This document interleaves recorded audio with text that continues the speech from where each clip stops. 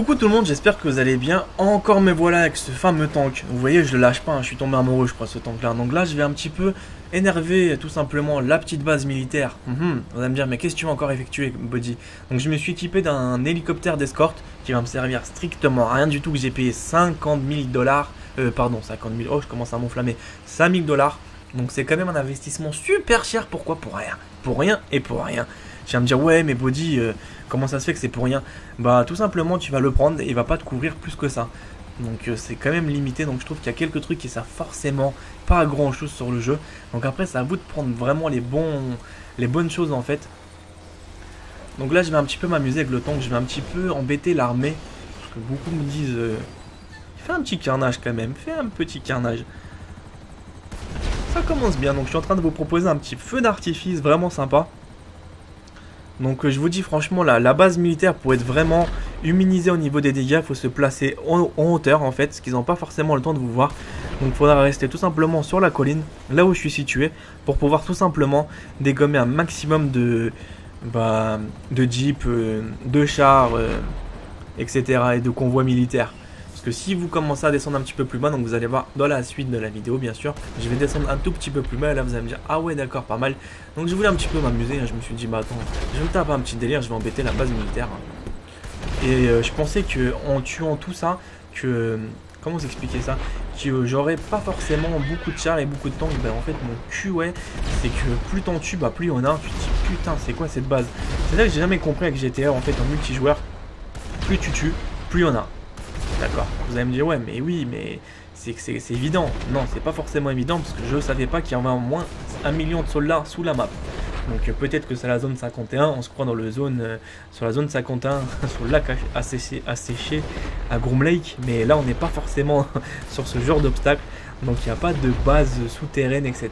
Donc c'est dommage franchement qu'ils n'ont pas fait par exemple une base souterraine. Ça aurait été vraiment sympa. Tu rentres dans la base et après tu descends en fait dans un complexe militaire souterrain avec un ascenseur. Ça aurait été vraiment pas mal hein, cette nouveauté là. Et après tu vois des ovnis en dessous. Une connerie je dis ça, mais ça pouvait être vraiment, ça pouvait pimenter un petit peu plus le jeu je pense.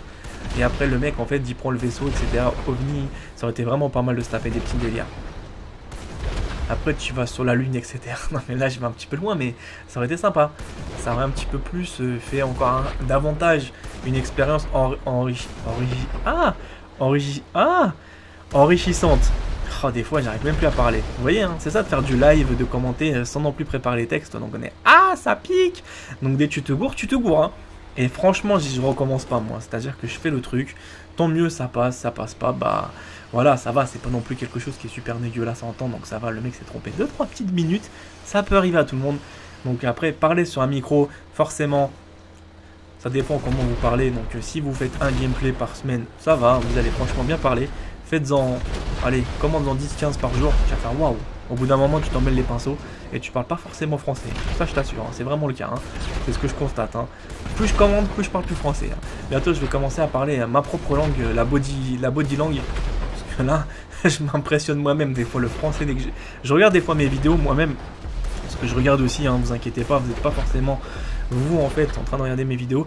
Moi je prépare les vidéos et parfois je les regarde. Donc et je m'écoute des fois parler, je me dis mais qu'est-ce que je raconte comme merde? Ah c'est pas vrai. Mais après je peux aussi comprendre que c'est pas forcément évident de pouvoir être concentré à ce moment là. T'as tout le temps un petit truc, un emmerdeur en fait qui t'embête sur ton téléphone. Tu reçois un SMS, tu reçois un appel, soit tu reçois on va dire une notification sur ton ordinateur qui sonne à ce moment là pendant que tu parles. Après tu as le gameplay qui défile, donc après tu as pas mal de choses à raconter. Donc c'est pas forcément évident de pouvoir vraiment se concentrer pleinement sur un jeu. Et encore, comme j'ai expliqué, si on fait une ou deux vidéos, c'est un petit peu raisonnable ou facile à parler. Mais tu fais plusieurs, tu te dis putain, j'ai mal au crâne, j'en ai marre. Wow, c'est une overdose en fait. Donc après, tu essaies de faire un maximum de vidéos pour faire plaisir à tes abonnés.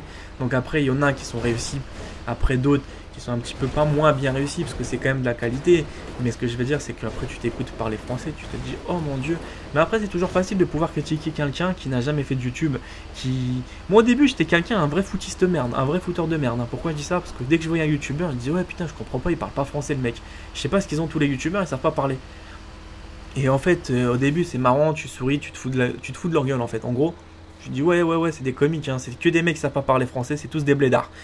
Et dès que tu prends le micro la première fois, tu fais bonjour, je recommence. Ouais, bonjour, je m'appelle Body, hein. Non, je recommence, c'est pas bon. Bon, tu stresses comme un fou. La première fois que je parlais dans un micro, j'étais super pas à l'aise, hein. Limite, j'avais de la transpiration. C'est comme si en fait quelqu'un m'avait mis une arme en joue et j'étais comme ça en train de transpirer, comme si ma vie en dépendait. Donc tu te dis merde. Donc c'est pas forcément évident de commenter la première fois dès qu'on prend un micro, mais à force de parler, moi pour ma part je suis plus assez. J'ai déjà dû franchement faire 700 vidéos et comme j'ai expliqué, j'ai jamais préparé mes textes, donc voilà. Après dès que je prépare mes textes, ils sont largement plus sérieux, ils sont vraiment plus construits. Après j'ai pas non plus passé mon temps à préparer des textes, etc. Moi c'est une chaîne de distraction, je suis naturel, c'est ça qui vous plaît en plus. Vous n'avez pas forcément envie d'entendre un dialogue et un discours politique. Bonjour, bienvenue sur la chaîne à Bodyguard Game Online. Voilà, aujourd'hui je vais vous présenter mon tank. Ici je commence un petit peu à bouger la tourelle à 90 degrés. Vous voyez mon obus de 120 mm atteint la cible à 70 mètres. L'impact fait 3 mètres de dégâts collatéraux. Donc attention de ne pas se présenter sur l'objectif où je vise. Non mais imaginez que je parle comme ça, mais au bout d'un moment vous allez me dire mais Body ça va hein. Calme-toi Jean-Edouard, hein, tu vas me dire ferme ta gueule là, Kunarba. Non mais voilà, c'est pas forcément évident de pouvoir. Après pour plaire à tout le monde ou plaire à certains types de personnes, ça m'est égal parce que je resterai moi-même. Après, je me suis rendu compte que je voulais plaire, pas plaire, mais je voulais vraiment proposer pas mal de contenu à tout le monde. Il y a des gens qui sont un petit peu égoïstes, c'est-à-dire que je fais beaucoup de vidéos, donc forcément ils croient que tous les vidéos s'adressent à eux. Donc tant mieux que ça leur fait plaisir que je fasse un travail, etc. Mais il y a des gens en fait qui comprennent pas, c'est que je fais des vidéos aussi pour des filles, pour des mères de famille, pour des grands-mères de famille, pour des pères, pour tout le monde, pour des ados, pour des adultes, pour des pré-ados. Donc c'est pour ça que vous n'allez pas forcément vous retrouver tout le temps dans ce que je fais. Pourquoi? Parce que je me suis rendu compte que par exemple si je fais des petits jeux, des tennis, tout ça, ouais c'est pas un truc de guerre, c'est pas un truc de gangsta, ouais vas-y quoi, putain tu me fais quoi là? Vas-y enfoiré, va moi je veux voir du sang. Bah oui mec, mais comprends que t'es pas le seul. Voilà, la raquette de tennis ça peut devenir aussi un truc de gangsta. Le jour où je te vois, je te la mets en pleine dans la gueule. Non mais je taquine. Mais voilà, c'est pour vous dire que la raquette de tennis, il y a quand même des passionnés de tennis, il y a des passionnés de golf, il y a des passionnés de moto, il y a des passionnés de triathlon. Donc c'est pour ça que je peux pas non plus satisfaire des gangsters à chaque fois qu'ils sont assoiffés de sang quoi. Donc c'est pour ça que je vous fais quand même des gameplays d'action. Mais en même temps, comprenez, c'est qu'aussi les mamans n'aiment pas voir ce genre de choses. Ou les grand-mères, parce que j'ai une grand-mère moi de 70 ans qui m'a dit Body j'adore tes vidéos. Moi et mon petit fiston on se régale. Donc j'étais super surpris, tu vois, je me suis dit ah bah ça va, ça fait vraiment plaisir à elle. Donc pour elle, ça lui fait vraiment plaisir de voir ce genre de vidéos qui change un petit peu de l'ordinaire, d'avoir un petit peu un contenu enrichissant. Donc c'est pour ça que ça me fait vraiment plaisir de proposer de tout. Donc après il y a des choses que vous allez accrocher, d'autres moins. Donc après ça sert à rien de rager ou de m'emmerder à me dire ouais fais ça. T'inquiète pas, j'ai pas mal de projets donc je sais sur quoi je dois bosser. J'ai pas forcément besoin d'avoir des idées de votre part. J'ai un catalogue mais tellement rempli dans ma tête, c'est que il y en a ils vont dire fais ça, mais ça sert à rien parce qu'après il y en a un qui m'a fait super rigoler, vous voulez que je vous fasse rigoler. Il me dit Body fais un truc comme ça sur il m'envoie un message sur Facebook, parce que sur Facebook, Twitter, je réponds à tout le monde. Et oui hein, sur Twitter, sur YouTube, je peux pas répondre à tout le monde parce que j'ai 500 vidéos, donc imaginez 800 commentaires par vidéo, ça pique un petit peu les yeux. Et que sur Facebook et Twitter, je peux encore me permettre de répondre à tout le monde, donc ça c'est pas vraiment un problème. En plus c'est facile à répondre parce que j'ai toutes les applications sur mon téléphone, clac, ça y est c'est fait. Donc des fois je réponds très rapidement, bref, donc comme ça vous permet de pouvoir avoir au moins une réponse. Et il y a une personne qui me dit ouais Body est-ce que tu voudrais bien faire telle vidéo? Et j'ai regardé un petit peu c'était quoi, donc j'ai dit ok peut-être pourquoi pas si j'ai le temps. Et après il me dit quoi? Il me dit ouais mais après oublie pas de dire c'est moi qui t'a donné l'idée et tu me fais la dédicace sur ma chaîne YouTube. Putain t'as envie de t'arracher les cheveux quand t'entends ça. Donc dans ce cas là franchement waouh, pourquoi tu le fais pas toi-même? Franchement, si tu veux que je te fasse de la pub, je suis anti-pub déjà, je suis pas quelqu'un qui va vous parler de vous, qui va vous faire des dédicaces, qui va vous, je sais pas moi, qui va vous mettre une fleur. C'est assez insurprenant, c'est moi qui fais des vidéos et c'est moi qui dois offrir des concours. C'est moi qui dois faire des dédicaces, c'est moi qui dois jouer avec des abonnés, c'est moi qui dois payer des cadeaux. Non mais ça va les gars, c'est moi qui vous divertis. Donc déjà, soyez contents que quelqu'un vous divertisse. Ou d'autres youtubeurs, hein, je parle pas forcément de moi. La plupart des gens en fait vous ont instauré un mode, comment ça s'appelle, une connerie que j'appelle les concours. c'est tout simplement à quoi ça sert un concours. Je vais être vraiment franc avec vous, ça sert à rien, ça sert juste à gagner des abonnés. Et oui, parce que franchement, faire des concours, il y a très peu de personnes. Donc franchement, de vous à moi, soyons clairs, une personne qui a 3 ou 500 abonnés, je t'offre un HD VPR, une GoPro, une PlayStation 4, une Xbox 360, une moto Yamaha. Tout ça parce que tu dois t'abonner à ma chaîne, mettre un j'aime et liker ma vidéo. Non mais putain, tu crois vraiment à ça toi? Le mec il a fait quoi? Il a fait 1000 vues. 1000 vues ça rapporte même pas 1 euro. Et tu penses qu'il va t'offrir 900 euros de cadeaux? Non mais putain, on descend un petit peu sur terre les gars. Il n'y en a pas tant que ça qui vous offrent réellement des cadeaux. Peut-être que certains gros youtubeurs ont forcément des sponsors qui leur permettent de pouvoir offrir des cadeaux. Mais voilà, c'est pas forcément automatique chez tous les youtubeurs. Après, il y en a qui sortent ça de leur poche.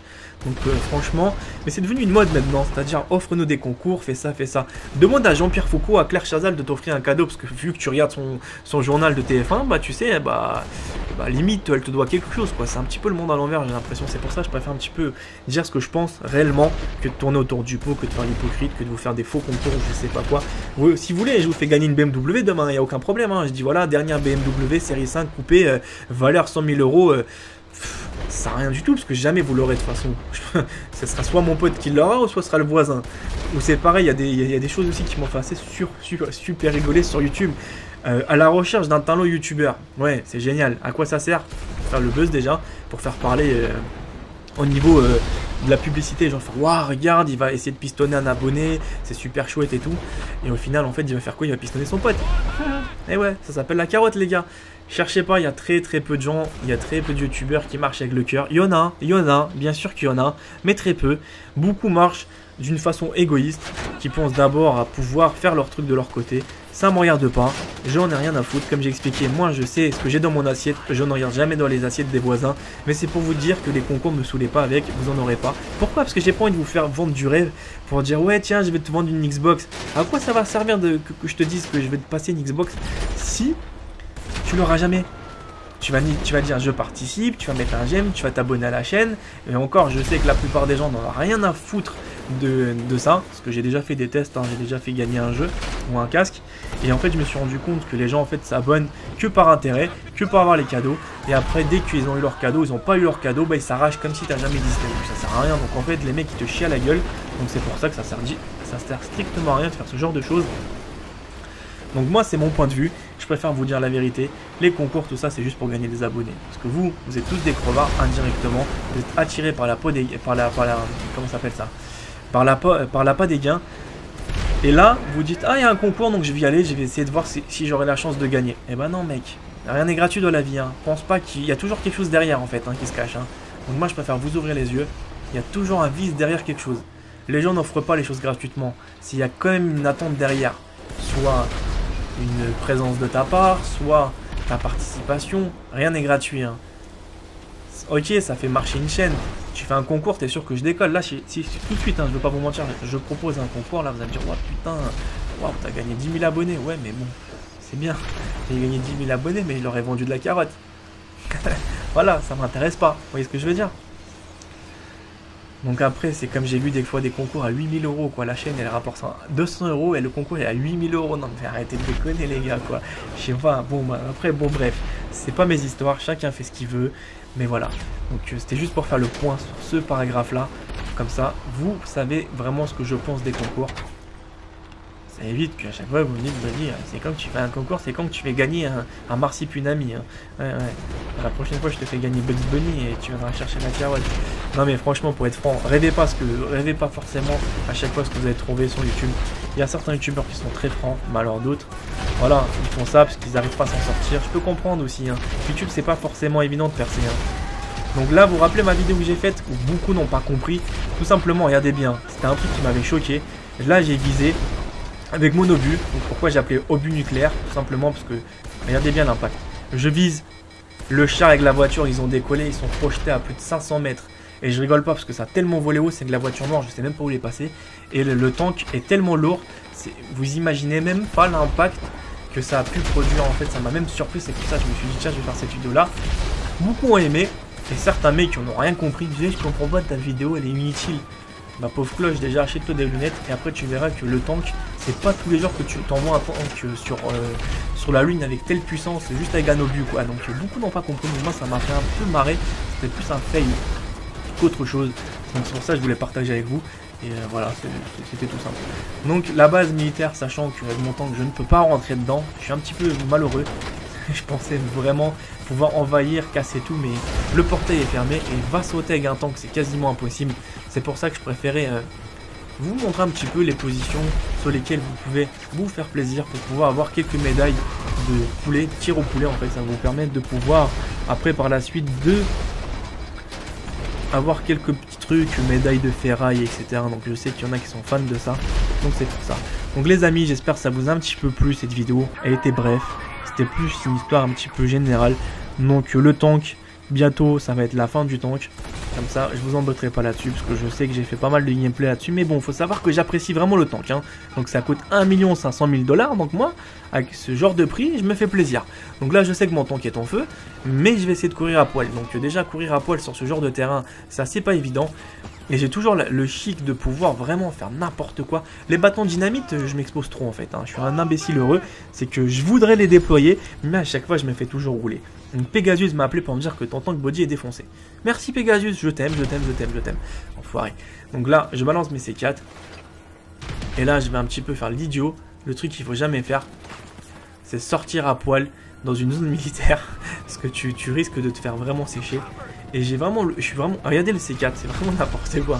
Franchement, vous avez vu, c'est le C4 qui m'a tué. Donc les amis, portez-vous bien, prenez soin de vous. Quelle connerie ce jeu.